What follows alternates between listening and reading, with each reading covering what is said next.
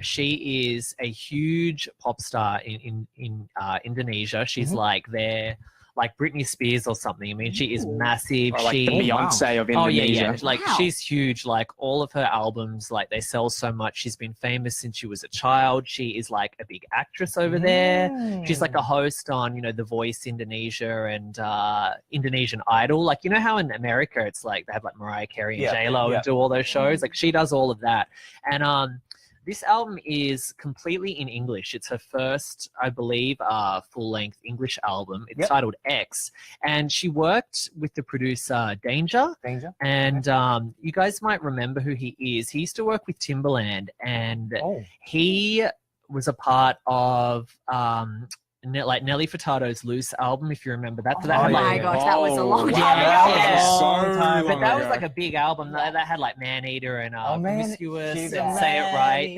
And he also did, Danger did Future Love Sex Sounds by Justin Timberlake. Oh, that was a good rap record too. Britney Spears, Blackout, Pussycat Dolls. So he really did that sound. It was a very specific sound, and that sound was like big sort of between like 2006 to like 2010 and all of the songs on this album sound like that era. So like listening to this album, like you could either call it dated or you could call it like a throwback. Nostalgic? Nostalgic. I mean, I don't know what, how do you decide if it's dated compared to like nostalgic? I guess it depends if you like the music or not. I guess. If that was your era of music, like for me, that was my favorite era of music, I would probably say it's nostalgic. For sure. Like I was, I love that music too. Like I remember, I was listening to Carly Rae Jepsen's album that was like but her second album, it's full on 80s music. And then it's Call Me Maybe? Yeah, well after she did an album. I just met you. And this is crazy. That's so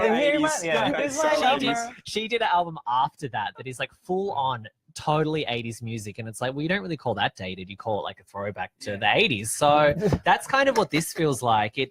Honestly, it sounds like a Pussycat Dolls album. So if you loved all of that kind of sound, you'll like this album. And it's really cool and it's really edgy actually. The lyrics she's like I thought that the Indonesian pop stars would be like more conservative, but she's like, swearing and like really raunchy lyrics and stuff, like and hip hop beats and stuff. And the lead single from the album is called Long As I Get Paid, and it's kind of like a fierce sort of, it's got like a bit of a Rihanna, like Be Better Have My Money, like it's a bit like that kind very of vibe. Empowering, Like so she's really cool. And her fans have been like tweeting me so much. I mean, her fan base, oh my God, I can't remember the last time I got this many tweets from fans outside of like armies. I mean, and she has like 17, Agnez, she has like 17 million followers on Twitter alone. Like she's a big deal. Yeah. So that's a lot. Yeah, if you are looking for like a new Asian pop star that you want to check out and,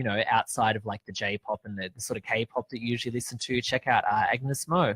Wow. Is she like a gangster style then? Yeah, she's like she's very fashionable, very stylish, but like in an edgy way. So she does have that kind of like a bit of a Rihanna vibe, I would say. And she was actually just profiled in American Vogue on their website. They went behind the scenes of her music video and interviewed her about her fashion. And she actually is working with the stylist that kind of came up with the Kardashian stylish looks and a lot of other people, but her style is definitely more edgy than the Kardashians, but like she's working with big names. This is a very cool album, and I think a lot of people really like it if you love that kind of